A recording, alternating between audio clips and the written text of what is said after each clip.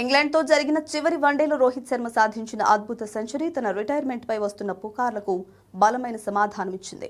భారత్ ఈ వన్డే సిరీస్ను కోల్పోయినప్పటికీ hit man తిరిగి ఫామ్లోకి రావడం అభిమానుల్లో నూతన ఉత్సాహాన్ని నింపింది.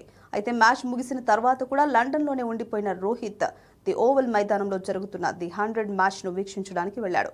అక్కడ ముంబై ఇండియన్స్ యజమాని నీతా అంబానీతో కలిసి ఆయన మ్యాచ్ చూస్తూ చాలాసేపు సరదాగా సంభాషించారు.